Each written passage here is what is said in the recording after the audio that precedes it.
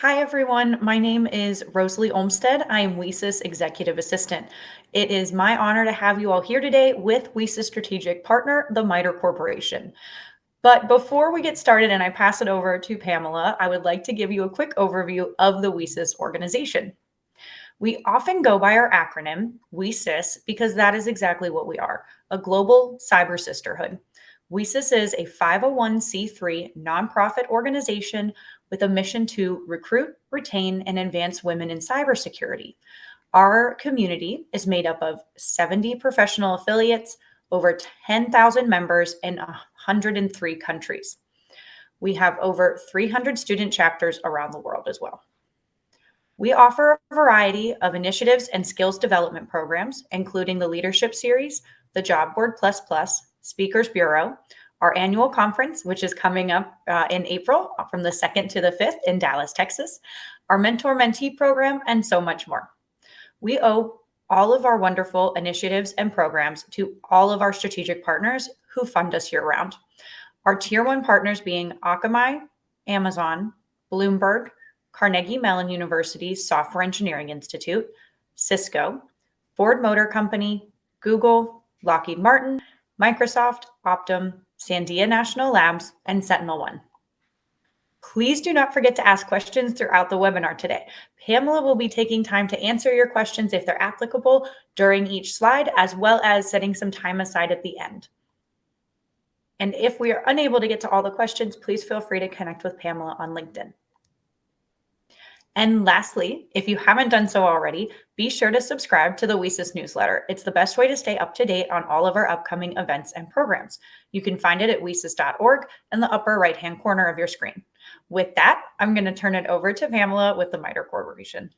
All right. Hello there. Like Rosalie said, my name is Pamela. I'm very excited to be here to talk to you about knowing the adversary through threat-informed defense. Before we jump into this presentation, I just wanted to start by giving a quick disclaimer.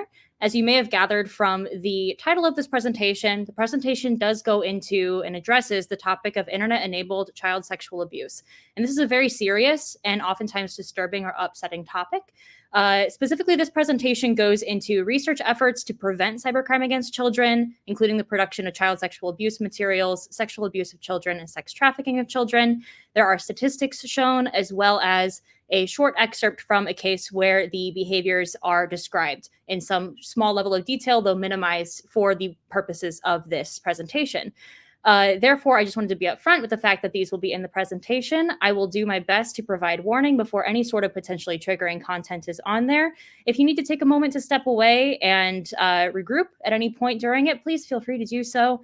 Even if you've not had experience with this, or you are not seeing, we're not discussing specific cases or any sort of imagery or anything in this presentation, it can still be very difficult to hear.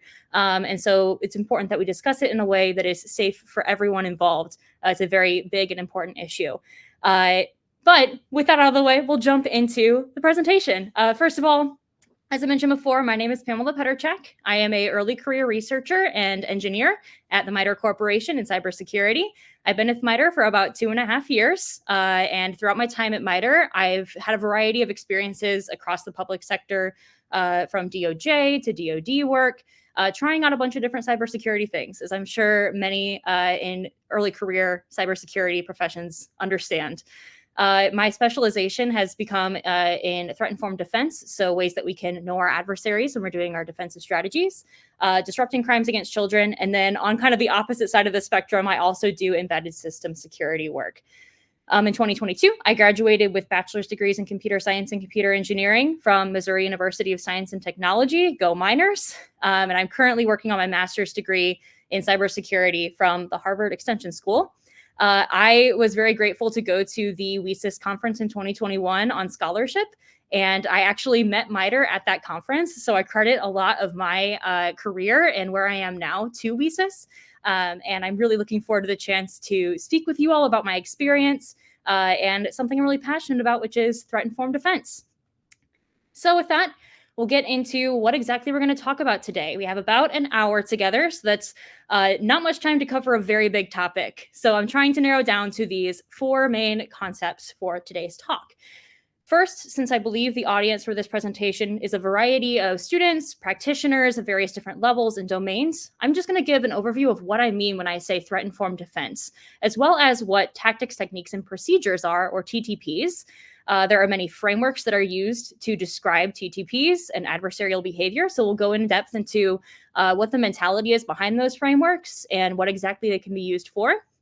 And then we will pivot to speak about how what challenges exist in internet safety for children and how we can apply this threat-informed defense information security principle to the idea of internet safety for children.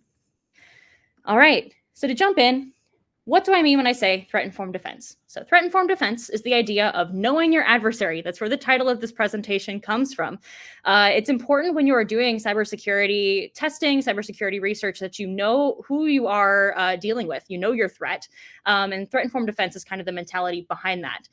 The triangle here, which was produced by the Center for Threat-Informed Defense here at MITRE, focuses on three main aspects of threat-informed defense, which is first, the idea of cyber threat intelligence. So gathering data and information from the wild about cyber incidents, about adversaries, about malware, about everything that's going on, the who, the what, the where, the why.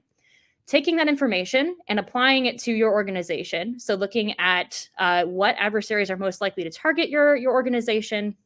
What are they looking to do when they do that? What are their motivations? And what are the techniques they commonly use? And then taking that information and applying it to defensive measures. So applying defenses and applying cybersecurity strategies in a way that best fits the threats that are most likely to face your corporation or your organization. When we apply this to other safety issues, I break it out into these kind of four components that you see in the corners. The core crux of understanding threat-informed defense is that we are looking at ways to identify and describe adversarial patterns and behaviors in malicious situations. This can be done by gathering intelligence and doing analysis on it, which then allows us to create mitigations or detections, so ways that we can either prevent things from happening or ways we can detect whether or not something malicious is happening. And then finally, that can also feed into awareness and education for the community, which kind of feeds back into detections and mitigations as well. So this is just what I mean when I say threat-informed defense. In short, it is knowing your adversary, knowing who you're dealing with, and designing your cybersecurity defenses in a way that is aware of that. One framework that was created with this in mind was the MITRE ATT&CK framework. If you're not familiar with the MITRE ATT&CK framework, it is a knowledge base for adversary tactics and techniques in cyber incidents. The acronym for it is actually adversarial tactics, techniques, and common knowledge. It serves as a large repository of common tradecraft knowledge in the cyber community regarding cyber techniques, different tools that cyber adversaries use, and different information about adversaries. There are multiple different frameworks for cyber platforms, including the enterprise, mobile, and industrial control systems settings, which allow the framework to be applied across multiple different platforms. And it has been applied worldwide, globally, mostly for being able to do things like adversary emulation, so being able to test your operational environment based on things that adversaries are doing in the wild, as a communication mechanism, so people are aware of different techniques that adversaries use and can plan their defenses as needed, and just for information reporting and cyber threat intelligence to help identify patterns and communicate things that we see in the wild. One other great thing about ATT&CK, because of its scale and its popularity, it has been supplemented by other additional information regarding mitigations that exist for each technique in the framework, different adversarial groups that use different types of techniques and patterns we see there, as well as common malicious software and what tactics and techniques are executed in that software as well. So that is kind of the underlying idea behind this TTP model, or tactics, techniques, and procedures. Now, I've mentioned TTP quite a few times at the beginning of this presentation, so I don't want to go any further without breaking down what I mean when I say that. So TTPs, which are short for tactics, techniques, and procedures, is a common information security principle used to describe the behaviors of a malicious actor or some actor in an environment. And to make it a little simpler, if this is your first time hearing this acronym, I'm using a basketball analogy. I'm not a sports person, so I apologize if I mess up any of the sports lingo here. But to start, I'll start by describing just the overall idea here. When you are playing basketball, you have your overarching goal, and that is to win the basketball game. You want to score the most goals and get the most points and take home the gold medal. And that is kind of your overarching idea or goal in your attack, in this case, your game. In order to achieve that overall goal of winning, you first need to break that down into shorter tactical goals or objectives. And these are your tactics. In this case, your tactic would be to score goals, to get hoops, to get the ball in the target so that you're actually able to score points and get closer to your goal of winning the game. Tactics are not long-term goals like winning a game. They are short-term goals like scoring a goal or achieving some sort of small objective that builds up to some final objective that you're working towards. And to keep it simple, we typically say that tactics are the why behind some behavior. All right, next we have techniques. Techniques are the actions that you're taking to actually achieve that short-term goal. So this is the how. In basketball terms, we would consider the way that you choose to position yourself or aim the ball is your technique. Are you going to get in close to the hoop to score? Are you going to try and get a long shot? Are you going to pass it to a friend who will throw it in for you? This is your technique and your kind of choice of approach to the situation. So this is the how. So you're able to use a technique to achieve a tactic, which is your short-term goal. And then the culmination of all those tactics leads to your overarching objective of the entire game. And so you can kind of see how these things build on top of each other. Now, the TTP model also offers the opportunity to go into even more detail with your techniques. And with that, we have procedures. And so this is looking at more specific platforms or technologies or software or strategies that are used that are even more specific in nature than just the general techniques. So this can be things like, what type of basketball are you using? What types of shoes are you wearing? Who exactly is the person that you're putting in this place? That would be your procedure. And so all of these things kind of build up to each other in levels of specificity and allow us to get a bigger picture of the small broken down pieces that you need to do in order to actually achieve an overarching goal. So with that understanding of TTPs, we can take this concept, which is applied to information security here in the attack framework, which helps break down cybersecurity concepts and cybersecurity exploitation approaches in this kind of granular format. And many researchers have found that we can actually apply this to other spaces with adversary behavior as well. For example, MITRE Atlas is another framework that MITRE has worked on. It's the adversarial threat landscape for artificial intelligence systems. This is a framework specifically for AI tools. So discussing how cybercriminals exploit AI systems.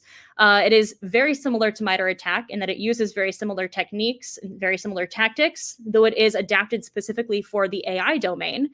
And it highlights the fact that we're able to take the TTP model, the tactics, techniques, and procedures, and apply it to a variety of different behaviors than just enterprise systems or mobile systems like MITRE ATT&CK does. Also, another framework that uses a similar format, the TTP format, but in a very different way, is the DISARM framework. This is the Disinformation Analysis and Risk Management Framework. This framework is unique because it takes disinformation and misinformation strategies and applies the TTP structure to it to describe the adversarial behaviors in it. This particular framework is particularly inspiring to me because it shows how we're able to take a information security principle, which is this TTP model, and apply it to a problem that is not necessarily 100% information security in nature. Misinformation and disinformation, while it has technical components, it also has real world or offline components as well. But because the TTP model that we discussed earlier takes place in a platform agnostic and ultimately non-technical universe, we're able to describe both the behavioral components, the offline components that we see, and the online components in the same space. Just like how I was able to describe both cyber actions using TTPs and a basketball game using TTPs. It provides a formula that allows us to describe these in the same context. Additionally, the Disarm Foundation, when they built their frameworks, they made two frameworks. So they used one to describe adversarial behaviors, an offensive framework, and then they made a second framework that has defensive mechanisms as well. So on the opposite side, people who are trying to prevent misinformation or disinformation, what are their goals? What are their objectives, their tactics, and their techniques that they use to prevent things as well? So it's a really great example of how we can take a similar concept, but apply it to a domain that is both technical and non-technical in nature. And then finally, the last framework I'll go into before getting into my work specifically is the MITRE ATT&CK framework. And this one is a framework for planning and discussing adversary engagement. Adversary engagement, if you've not heard of that before, is the idea of working alongside your adversary, trying to make things harder for your adversary, trying to get information about your adversary, applying deceptive techniques, or otherwise trying to kind of beat the adversary at their own game. If you've heard of cyber deception, that falls within adversary engagement. Think things like honeypots, but much more larger scale. And MITRE ATT&CK actually describes ways that cyber defenders can apply these deceptive techniques, these adversary engagement techniques in their networks to detect MITRE ATT&CK TTPs. So we're tying back to that MITRE ATT&CK information security principle and applying both adversarial TTPs that we're trying to prevent and detect with the defender TTPs, the things that we can do as cyber professionals to stop these adversarial behaviors from happening, or identify these adversarial behaviors, or otherwise detect them in their environment. And this is just kind of shows off the benefit of the TTP model for information sharing, for making it easier to plan engagements. And it just shows off that this can describe a lot of behaviors, not necessarily just adversarial behaviors. It can be connected to any sort of kind of action and goal-oriented behavior. And so that's MITRE ATT&CK. Now, the main topic of this presentation is applying this concept to crimes against children and internet-enabled crime against children. So the next part of the presentation, I'm going to go into how we take this TTP setup, the tactics, techniques, and procedures, and apply it to crimes against children. Before getting into that, though, let's just discuss the problem of internet-enabled crime against children and put it into some context for everyone here. This is a very serious problem. I don't think I need to give too many details to claim that, but just to show you some statistics. In 2021, the National Center for Education Statistics did some research and found out that only 3% of children aged 3 to 18 do not have internet access at home. This is just at home. So this is in their own house. They may still have access to the internet in other ways. But the big number here is that 97% of children aged 3 to 18 in 2021, so this is just post-COVID, have internet access in their own home. This is a huge number, and this is not just older kids. This is kids as young as 3 years old. And we can only assume that number is going up with how much more technology dependent our society is becoming. Meanwhile, technology is not necessarily keeping up with safety for kids in this space. Cyber criminals and offenders target children using the internet, and it is a sad reality. In 2022, Meta on their Facebook app detected 73.3 million pieces of content just in the first 3 quarters of that year. This content was flagged for child nudity and sexual exploitation. Doing the math, that comes out to over 260,000 posts per day that have been flagged by Facebook. And this is just for Facebook. This doesn't include other applications. So seeing these numbers and being someone who is involved in cybersecurity and who is involved in different in this type of issue, I realized this is something that I really want to tackle, and that could be and should be a cybersecurity problem. I just want to real quick, someone asked a question, does this number only reflect the US or other countries? This number here is the US National Center for Education Statistics. So that is important to keep in mind for the internet use question. Thank you so much. Great question. Whereas Facebook is for the platform as a whole. So as a cybersecurity professional, I wanted to find a way to look into this problem, because this is both a real world and physical world problem, but also a largely technical and online problem as well. So to do that, I started looking around and seeing what different spaces and places are involved in this problem. And the answer I got was so many. One of the biggest issues surrounding this issue is that there are so many different people, so many different organizations and spaces involved in preventing, investigating, and supporting people who were victimized by this type of crime. We have first and foremost law enforcement, whose primary goal is to catch criminals, do investigations, get evidence, and put people who are doing bad things behind bars or brought to justice otherwise. So that's one whole side that is huge in this fight.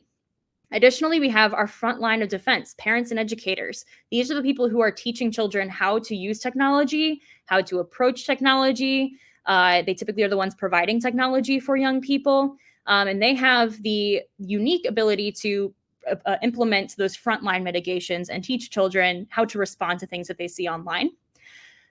Furthermore, we have victim support services and social services. This can be things like nonprofits or social services through the government that support survivors of these crimes and help them find help after exploitation. They typically help with collecting evidence and getting statements from those individuals. And a lot of times we find that these nonprofits or other organizations are helping advocate for change, improving policies, and making things better for future people in these situations. And then finally, a major piece that is important to note is the technology developers and companies themselves. These are typically the people who are creating the platforms that children are using. They are identifying malicious behaviors. They're implementing these mitigations and trying to stop the crime from happening on their own platforms. So there's a lot of noise here and a lot of different things going on. And after having a lot of interviews and conversations with people involved in all of these spaces, a common thread that came through was that all of these organizations are looking for ways that they can centralize their expertise in a way that is easy to access, a way that is understandable. They're looking to facilitate research. Research is hard to do in this space because it's ever changing and there's just so much data and so much to do. And then finally, enabling mitigation. So figuring out how we can create mitigation that will actually stop the problem from happening before an event actually happens. So my work started there. I wanted to look at ways that we can limit offenders' capabilities in this space. How can we counter offender behaviors? I think this is kind of the natural question we ask. If there is a thing that the internet is doing or a thing that the internet is enabling, how can we put a mechanism in place to stop the internet from being a place that this can happen, right? So from my cybersecurity background, my next question was, well, first we need to look and understand, what technologies are being used here? What patterns exist in these crimes?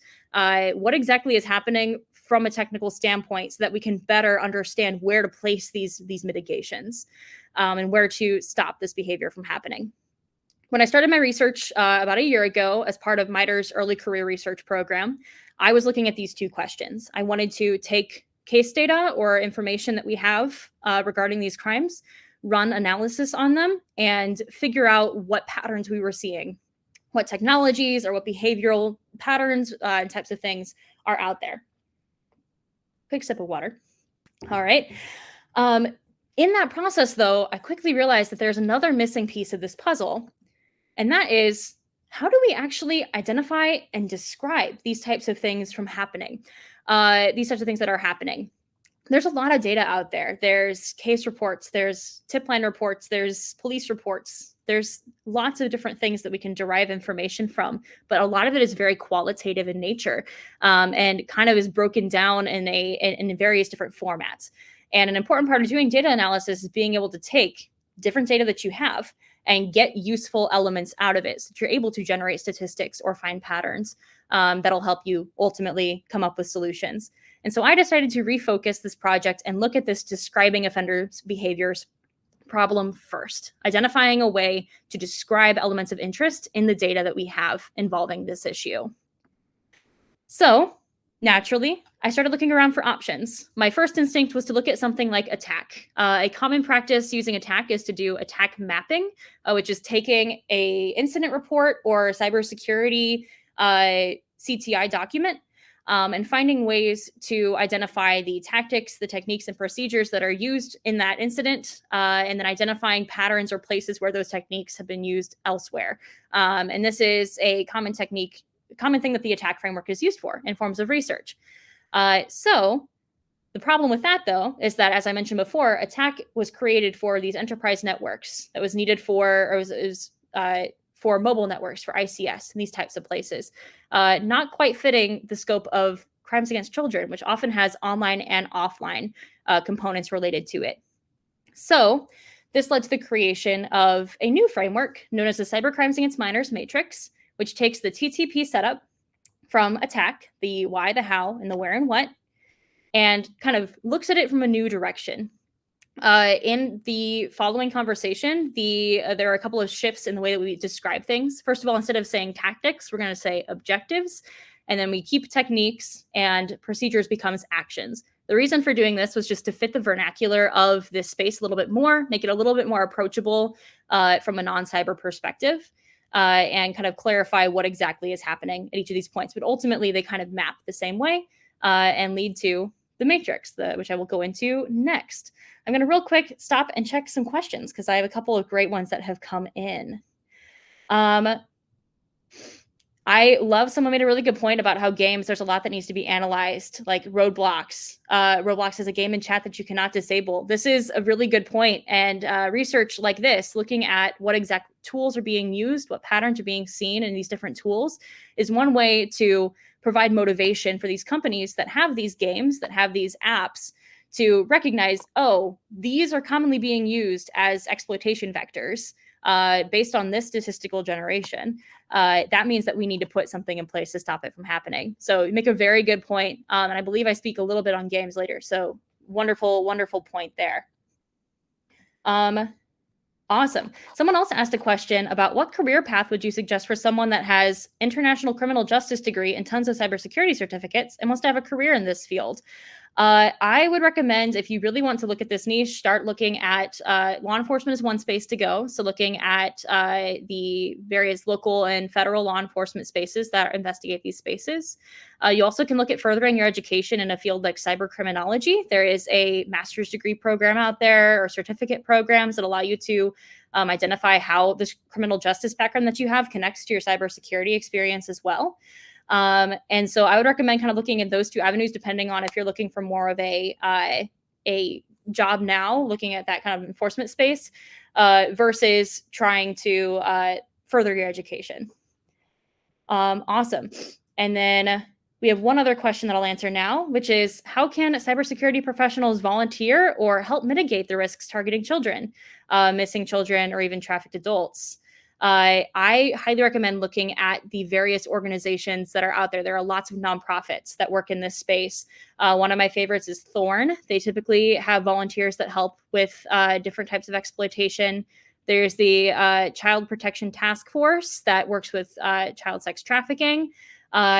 A lot of these organizations often are looking for people to do cool technical things.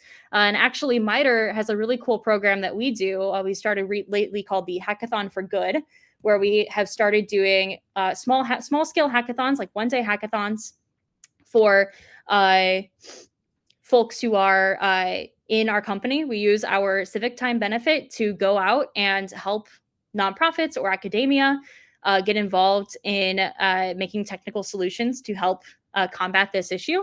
I'll actually post, I think I can post in announcements, a link to a news article about that. I'm going to go ahead and display that. Yes, there we go. That should have gone through. And so we get the chance every few months to go out and do some good in the community, helping these nonprofits with some of their technical issues using our cybersecurity and software engineering expertise. So definitely recommend reaching out to the nonprofits in your area and seeing if there's anything that they need help with, especially if you have cyber experience. All right. I'm going to go ahead, and I've left you all hanging enough on the framework bit here, so I'll move on and continue with the presentation. All right. So as I described before here, we're looking at ways that we can identify slides. They're great. That we can identify the objectives, techniques, and actions and create this type of framework. But I also described earlier that we have a variety of kind of problems or various different people and spaces involved in all of this. And so when I was creating this framework, there were various limiting factors that I wanted to consider in its creation. First of all, a lot of the institutions, nonprofits, and organizations involved in this space are typically limited on time, limited on funding. They may have limited resources for people. especially for groups like law enforcement. The number one priority is investigations and making sure that if there is a child that is in danger today, that they are being assisted today, that they are getting help, that their case is being brought forward. And that makes total complete sense. If there is a kid that is in danger of being harmed, they need to be helped today. The one downside of that is that sometimes that limits resources for things like preventative research or doing up-to-date statistics and looking ahead, that type of thing. Additionally, it can be difficult to track patterns in this area because technology changes so quickly. Any of you who are involved in technology, which this is a cybersecurity talk, so likely everyone on this call is aware that the trending app of the day tends to kind of come and go with the tides almost. And so when technology is changing all the time, platforms, software upgrades, X, Y, and Z, it can be really hard to keep track of what exactly is the hot thing right now and where exactly are our attackers in this space. And then finally, real-time monitoring can be complicated in this space. There are a lot of very important privacy regulations that protect communication online, especially different chat rooms or platforms. There are things like end-to-end encryption. And then there also are offline behaviors that can that don't leave a digital footprint, things like in-person conversations or approaching in person. And so that leads to some complication for actually monitoring and detecting adversarial behavior. And that's a lot of what attack does. They're able to use data from incidents where we have logs and things like that to inform the framework. That's not always present for this type of issue. So considering these problems, there were a few things I wanted to look at. First of all, the big thing that this framework aims to do is to be efficient, to provide an efficient workflow that puts as many different elements of this crime, which tends to be very interconnected, into the same framework, taking offline and online components, describing them in the same place, and making it so that a researcher or analyst in this domain only has to go to the one tool to do their mapping and do their processes. There also is an element of automation that we looked into. This was a kind of small scale research project, so it didn't get super far, but looking for ways that we can take data that we have and process it so that we're only having to do kind of the minimum amount of processing in the end. Additionally, a major goal of this was to prioritize data that already exists. So I mentioned before that there are a lot of different pieces of data out there, things like incident reports, tip line reports, case data, which was my primary source of data, and things like that. All of this data is generated as a result of investigations that are happening anyway. And so that kind of decreases the burden on people in this space. If they're already having to produce reports or documentation regarding what's going on, we should take advantage of that information to get as much information as we can and make things better. And then finally, to make it easier to deal with the changes in technology that happen all the time, the framework aims to focus on behavior. I mentioned before that TTPs, we were able to use it to describe cyber activities as well as things as simple as playing basketball. So being able to take that more generalized approach and look at adversary behaviors rather than specific apps or specific platforms or software provides us with the opportunity to look for kind of common patterns in activities rather than having to focus on each specific technology or platform as it comes across the table. It also provides a level of scalability so that we're able to add techniques and remove techniques as they come and go with time. All right. So ultimately, the framework that was created is meant to be an evidence-based framework. This means that it is pulled and created using context and evidence from the wild, things that we have observed out there, historical records, tip line reports, and the like, and facilitate qualitative research on data in the environment. So for example, we're able to take historical records, things like court and case data, tip line reports, forensic interviews, feed that into our framework, which is a prototype model of the behavior, identify TTPs, and then ultimately get some evidence-based statistics or context for what exactly is going on in this space. And how does this actually come back to help the groups that I spoke about before? Ultimately, the idea is that this type of framework could be used by law enforcement to try and target specific indicators of compromise in this space, specific platforms or specific behaviors that they might be seeing in the wild as they are doing an investigation or looking for patterns in behavior, trying to break down large organizations and the like. For parents and educators, This can help them come up with actionable prevention strategies. A lot of people just don't know where to start with this type of issue. It's a really hard conversation to have. And so this type of thing that just kind of lays it all out and provides people with some space to be aware of what's going on or create those resources helps with the situation and gives those parents and educators just more information to help make choices and informed decisions about their technology and their children. As far as victim support services and our health and human services, this provides space for them to be able to identify key indicators of offender behavior, communicate that effectively, and drive change for people involved in this space, which helps support survivors and ultimately helps give them words for what is happening. And then finally, for technology, this helps provide targeted and evidence-based examples of what is going on their platforms so that they're able to create mitigations based off of clear evidence of what's happening in the wild, making it just a little bit easier to make things safer on their platforms and make their own decisions about that. All right, next I'm going to walk through what exactly I'm talking about. So what you'll see, let me go back real quick. The next couple of slides, I'm going to break down my framework. This is a first draft of the framework, so that is an important caveat to provide. And this is a mostly prototype solution, just to kind of proof that we are able to take the TTP model and apply it to this domain of crime. And so the next bit of this conversation will go into specific behaviors or kind of generalized behaviors regarding these types of crimes. So just be aware of that. And again, prioritize your mental health in this situation as well. All right, so here in version 1, the framework is broken out into 3 main components. Those of you who have seen the attack framework might notice that this looks quite familiar. First, we have across the top column the phases, and that is in purple. Phases are the chronological sequence of things that are happening in an exploitation. And for the CAM framework version 1, we have engage, exploit, and externalize. These are the purpose of the phases is to allow us to draw some distinction between very similar objectives that look a little bit different depending on what exactly they are being used for. For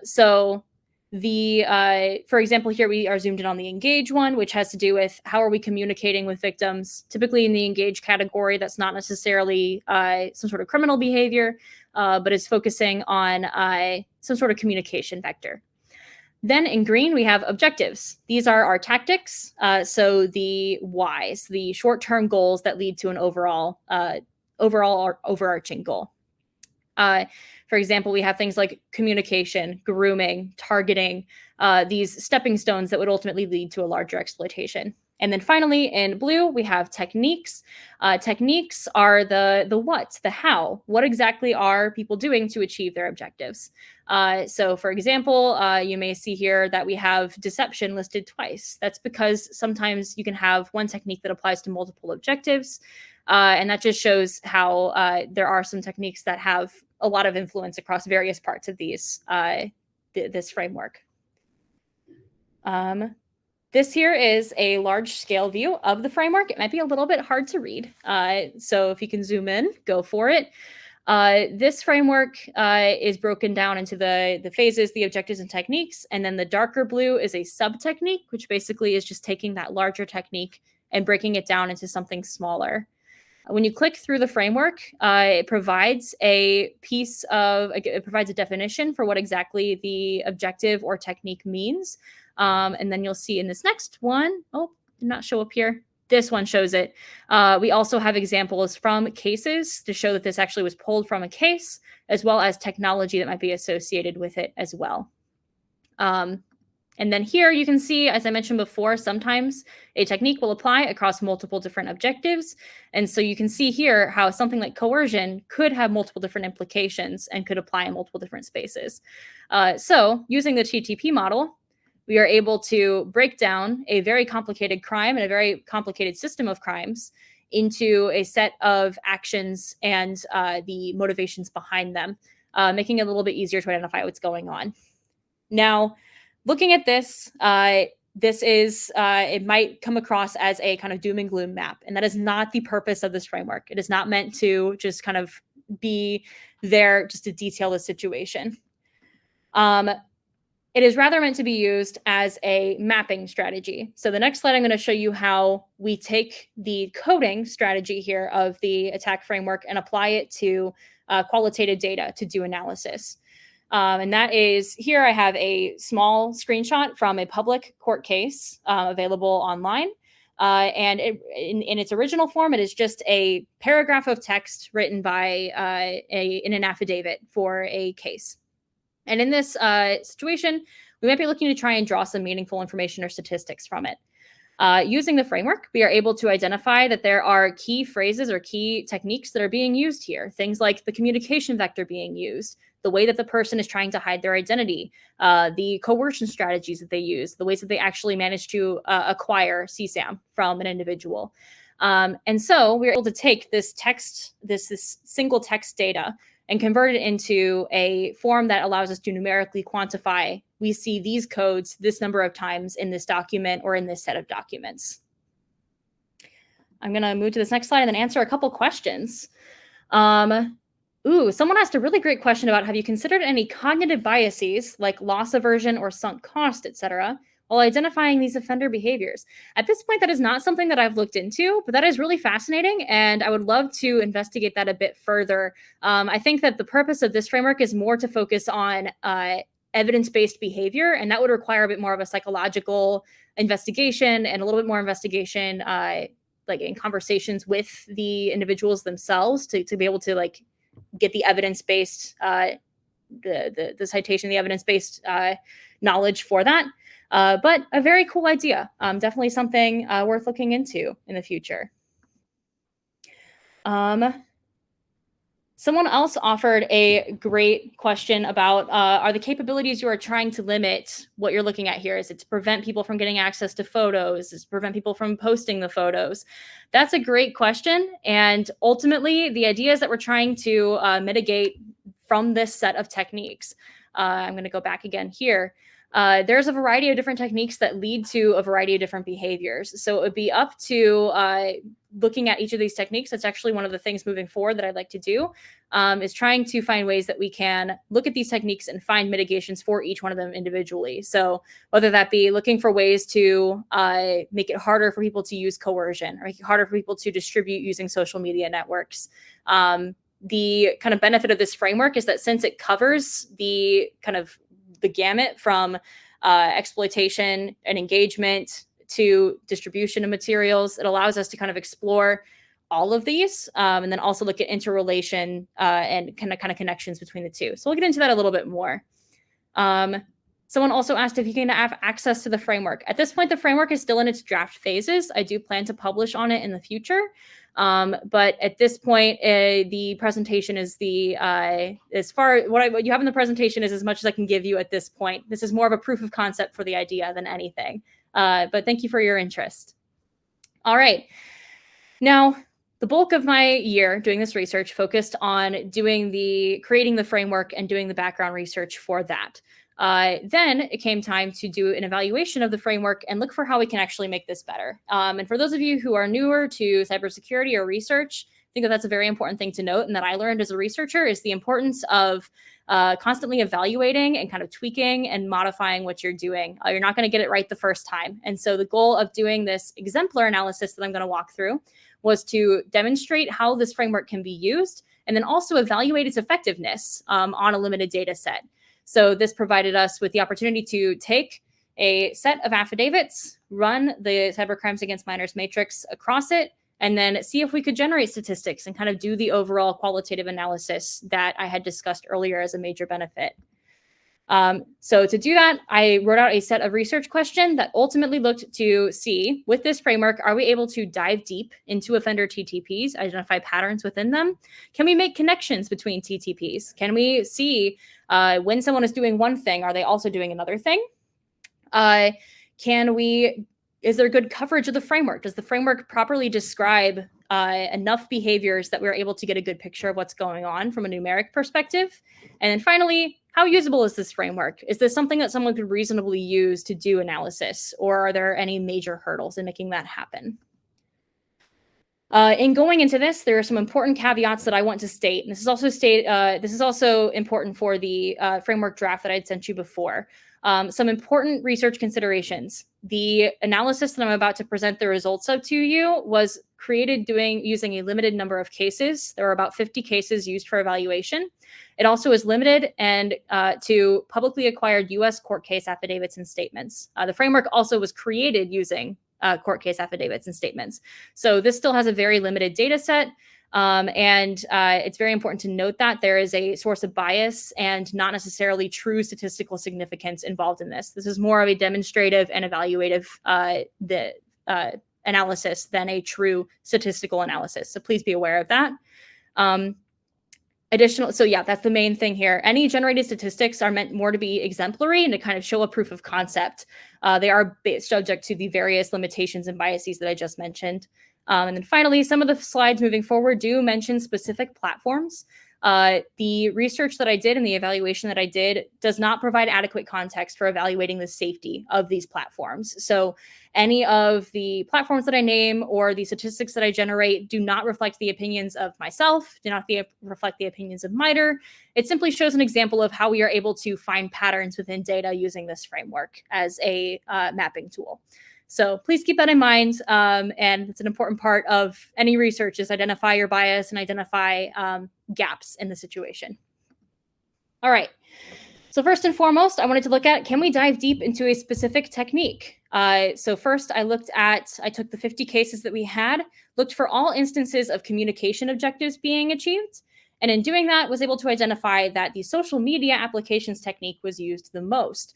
And then I was able to take all instances of the social media applications and identify what applications were used whenever that technique was observed. And by far, we saw that Snapchat was one that was used the most for communicating with victims. So this is an example of how we're able to take the framework, do an analysis with it, and take data and do the analysis with it, and dive deep into a specific objective and technique and find some actionable data that could be useful to technology providers or to investigators. Again, I would like to note this does not reflect the safety of any particular app. This is just trends that I saw in a limited data set with significant bias in it being from case affidavits. All right. Then I wanted to look at, can we draw connections between different objectives and between different techniques? For this one, I looked specifically at what happens when we look at CSAM production crimes and its coexistence with in-person abuse instances. And doing that, we were able to identify that whenever a CSAM production crime was committed, 46.5% of those cases were also associated with in-person abuse. So that kind of shows the kind of coexistence and comorbidity between these two different techniques, showing that we're able to make connections across the framework. We also were able to do some numerical generation about what specific strategies were used for grooming and coercion that allow us to kind of put more numbers and more statistics behind different information here. And then the rest of the analysis focused more on how usable is this framework and what gaps exist in this framework.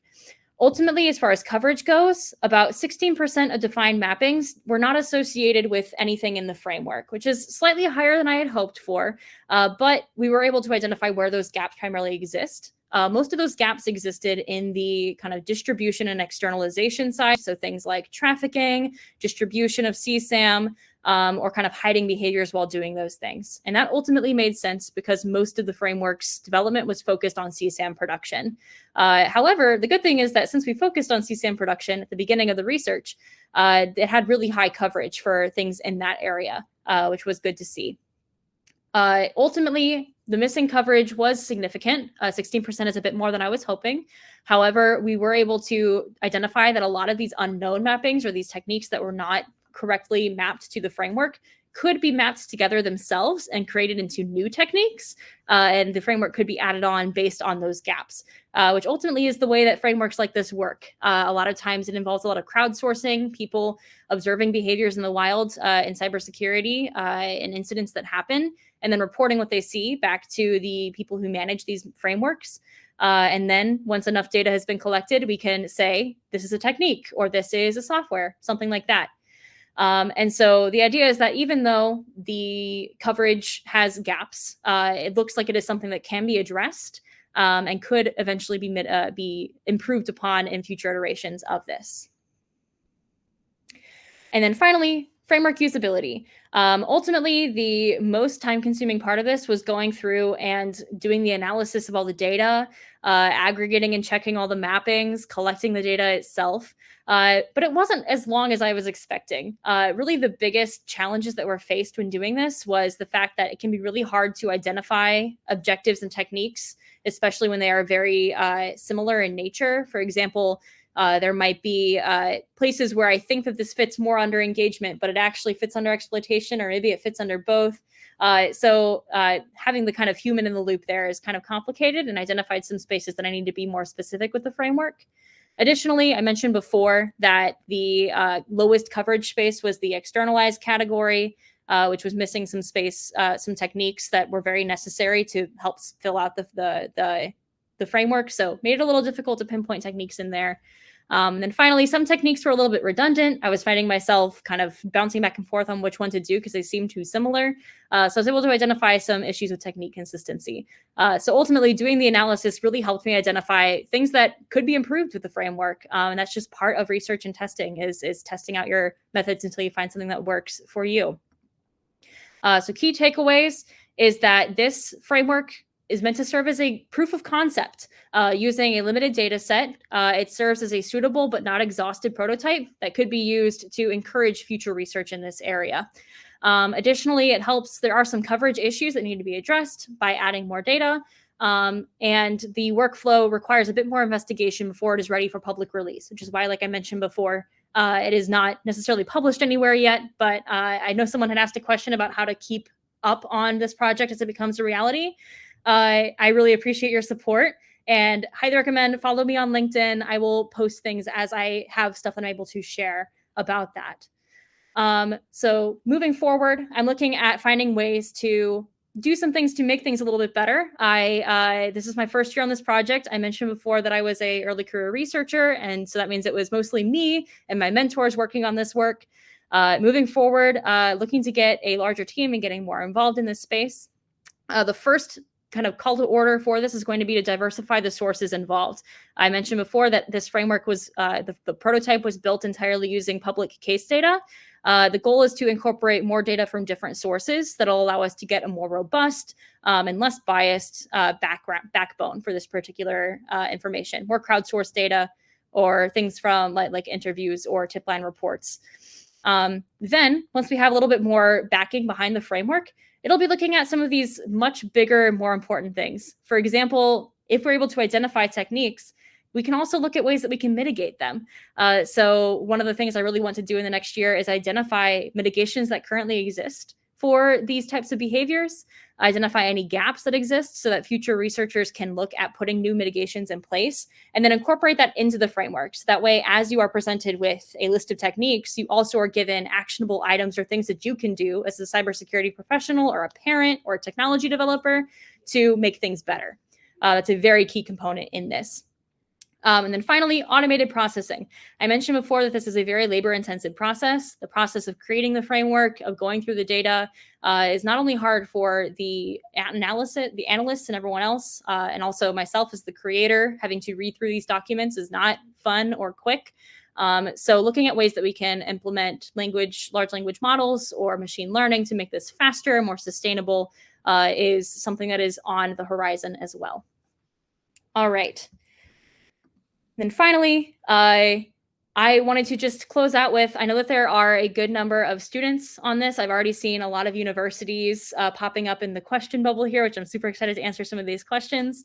But I wanted to just give a few tips for people who are newer to research or new to kind of coming up with solutions to problems, and some recommendations from my year as an early career researcher and as a woman in this field. I think first and foremost, I learned that it's important to be ready to adapt to change. Where my project started and where it is today is completely different than what I expected. So always be prepared to pivot. Don't be afraid if things don't go as planned. That is totally fine. Just be prepared to adjust and do what you need to do to continue your mission. Additionally, I was floored and blown away by the multidisciplinary nature of this mission space itself. There truly is not one person fighting this fight. It is a global problem. It is a multidisciplinary problem. And that mission space is vast and diverse, which means there are so many different perspectives and so many different avenues to get involved and help solve this issue. It also just makes things a little bit more complicated because you need to make sure that you're designing with the people that you're working with in mind. And so that is something to really keep in mind, is knowing your audience and knowing how to communicate, which leads to my final point, which is communicating your project's problem and the outcome you're looking for is critical. It can be really hard, especially when you're doing technical research in cybersecurity and you're working with people who are not necessarily cyber conscious to do this. So it's just important that you are keeping an eye on the various different things going on and making sure that you're keeping your messaging straight. All right. And that is the end of the talk. Thank you for sticking in here with me. I have a few minutes, so I'm going to try and answer questions if I still have time. Let's see here. One, I see someone asked, how do you communicate with the app owners to implement these controls, mitigations, and plans? So one thing that's great about the MITRE Corporation is we like to say that we serve as a connector. So we work across most of the public sector, and then we also have outreach into private sector and other nonprofit organizations, academia, that have influence over this space. And so we hope to work with our sponsors, both on the public sector side and as well as partners and kind of allies that we have in the private sector, to share this information with them directly or in some sort of meaningful way. I have connections set up to try and make that happen. And if anyone is involved in this space and wants to learn more, especially on the technology development side, please feel free to reach out. I would love to have a conversation with you. Awesome.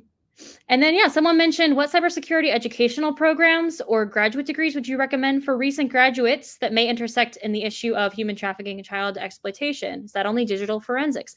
It's definitely not only digital forensics. There are a lot of different ways you can look into this.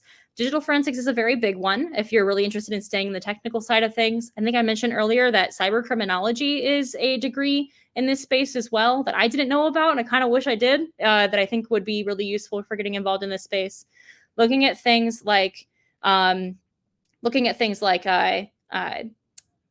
train of thought, social psychology or criminal justice, and looking at these different degrees that would allow you to do more work on the law enforcement side will help you if you're wanting to do the more technical side in that. Awesome. And I think we are very close to time. I'll answer one more question. And that is, someone asked, what challenges do you have with getting resources? With getting resources, it can be difficult to get data, as that is with a lot of different cases and a lot of different spaces. Data is very protected in this space for very good reason. And so finding ways that we can share and communicate about this issue in a way that protects the privacy and safety of everyone involved has been a challenge. Additionally, as I mentioned before, a lot of times the financial and personnel resources for this type of investigation goes into investigations or goes into making sure that issues are addressed today rather than preventative maintenance. And so groups that are interested in doing preventative work, please reach out to me. Would love to speak more with you. And yeah, that is what I have there. There are still questions. I will try and respond to them in replies as well. But I'm going to pass it back to Rosalie. And thank you so much for your time, everybody. Oh, Pamela, thank you. And thank you for going into such depth on this topic. I think most viewers can agree, if you don't have children, but know kids in your lives, that this is a very important topic. So I really enjoyed your time and sharing your knowledge with this presentation. So I just want to say an extra thank you again for taking your time out of your day to share this with us. Thank you for joining everyone who was able to tune in. And I hope you all have a wonderful rest of your day. Thank you very much. Bye, everyone.